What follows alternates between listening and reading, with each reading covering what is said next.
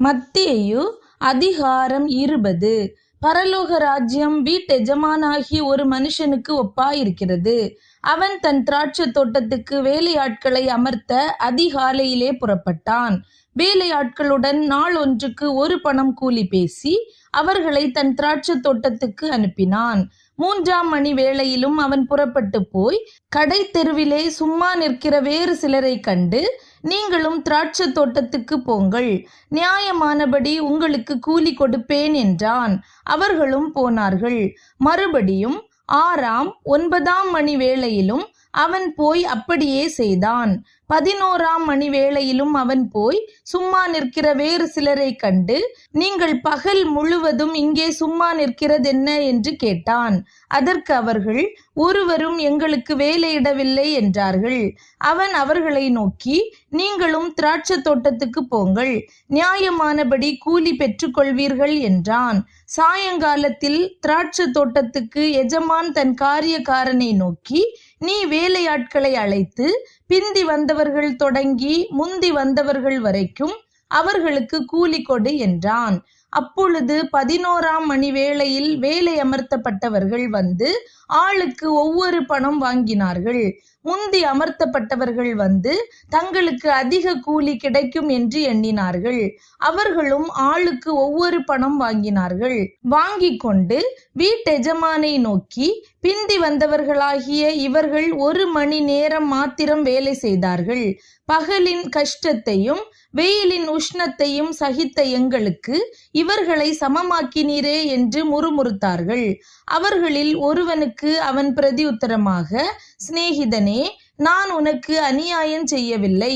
நீ என்னிடத்தில் 1 பணத்துக்கு சம்மதிக்கவில்லையா? உன்னுடையதை நீ வாங்கி கொண்டு போ. உனக்கு கொடுத்தது போல பிந்தி வந்தவனாகிய இவனுக்கும் கொடுப்பது என்னுடைய இஷ்டம். என்னுடையதை என் இஷ்டப்படி செய்ய எனக்கு அதிகாரம் இல்லையா? நான் தயாளனாய் இருக்கிறபடியால் நீ வன்கணனாய் இருக்கலாமா என்றான். இவ்விதமாக பிந்தினோர் முந்தினோராயும் முந்தினோர் பிந்தினோராயும் இருப்பார்கள். அழைக்கப்பட்டவர்கள் அநேகர், தெரிந்து கொள்ளப்பட்டவர்களோ சிலர் என்றார். இயேசு எருசலேமுக்கு போகும்போது வழியிலே 12 சீஷரையும் தனியே அழைத்து, இதோ எருசலேமுக்கு போகிறோம். மனுஷகுமாரன் பிரதான ஆசாரியரிடத்திலும் வேதபாரகரிடத்திலும் ஒப்பு கொடுக்கப்படுவார். அவர்கள் அவரை மரண ஆக்கினைக்குள்ளாக தீர்த்து அவரை பரியாசம் பண்ணவும் வாரினால் அடிக்கவும் சிலுவையில் அறையவும் புறஜாதியாரிடத்தில் ஒப்பு கொடுப்பார்கள். ஆகிலும் 3ஆம் நாளிலே அவர் உயிரோடே எழுந்திருப்பார் என்றார். அப்பொழுது செபெதேயுவின் குமாரருடைய தாய் தன் குமாரரோடு கூட அவரிடத்தில் வந்து அவரை பணிந்து கொண்டு, உம்மிடத்தில் ஒரு விண்ணப்பம் பண்ண வேண்டும் என்றாள். அவர் அவளை நோக்கி, உனக்கு என்ன வேண்டும் என்று கேட்டார்.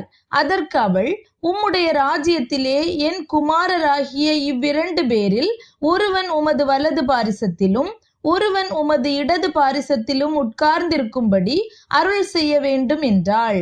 இயேசு பிரதியுத்தரமாக, நீங்கள் கேட்டுக்கொள்ளுகிறது இன்னது என்று உங்களுக்கு தெரியவில்லை.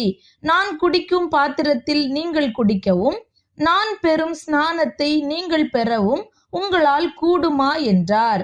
அதற்கு அவர்கள், கூடும் என்றார்கள். அவர் அவர்களை நோக்கி, என் பாத்திரத்தில் நீங்கள் குடிப்பீர்கள், நான் பெறும் ஸ்நானத்தையும் நீங்கள் பெறுவீர்கள். ஆனாலும் என் வலது பாரிசத்திலும் என் இடது பாரிசத்திலும் உட்கார்ந்திருக்கும்படி என் பிதாவினால் எவர்களுக்கு ஆயத்தம் பண்ணப்பட்டிருக்கிறதோ அவர்களுக்கே அல்லாமல் மற்றொருவருக்கும் அதை அருளுவது என் காரியமல்ல என்றார். மற்ற 10 பேரும் அதை கேட்டு அந்த 2 சகோதரர் பேரிலும் எரிச்சலானார்கள். அப்பொழுது இயேசு அவர்களை கிட்ட வரச் செய்து, புறஜாதியாருடைய அதிகாரிகள் அவர்களை இருமாப்பாய் ஆளுகிறார்கள் என்றும் பெரியவர்கள் அவர்கள் மேல் கடினமாய் அதிகாரம் செலுத்துகிறார்கள் என்றும் நீங்கள் அறிந்திருக்கிறீர்கள். உங்களுக்குள்ளே அப்படி இருக்கலாகாது. உங்களில் எவனாகிலும் பெரியவனாயிருக்க விரும்பினால் அவன் உங்களுக்கு பணிவிடைக்காரனாயிருக்க கடவன். உங்களில் எவனாகிலும் முதன்மையானவனாயிருக்க விரும்பினால் அவன் உங்களுக்கு ஊழியக்காரனாயிருக்க கடவன். அப்படியே மனுஷகுமாரனும் ஊழியம் கொள்ளும்படி வராமல் ஊழியம் செய்யவும் அநேகரை மீட்கும் பொருளாக தம்முடைய ஜீவனை கொடுக்கவும் வந்தார் என்றார். அவர்கள் எரிகோவிலிருந்து புறப்பட்டு போகையில் திரளான ஜனங்கள் அவருக்கு பின் சென்றார்கள். அப்பொழுது வழியருகே உட்கார்ந்திருந்த 2 குருடர் இயேசு அவ்வழியே வருகிறார் என்று கேள்விப்பட்டு, ஆண்டவரே, தாவீதின் குமாரனே, எங்களுக்கு இரங்கும் என்று கூப்பிட்டார்கள். அவர்கள் பேசாதிருக்கும்படி ஜனங்கள் அவர்களை அதட்டினார்கள். அவர்களோ, ஆண்டவரே, தாவீதின் குமாரனே, எங்களுக்கு இரங்கும் என்று அதிகமாய் கூப்பிட்டார்கள். இயேசு நின்று அவர்களை தம்மிடத்தில் அழைத்து, நான் உங்களுக்கு என்ன செய்ய வேண்டும் என்றிருக்கிறீர்கள் என்றார். அதற்கு அவர்கள், ஆண்டவரே, எங்கள் கண்களை திறக்க வேண்டும் என்றார்கள். இயேசு மனதுருகி அவர்கள் கண்களை தொட்டார். உடனே அவர்கள் பார்வையடைந்து அவருக்கு பின் சென்றார்கள்.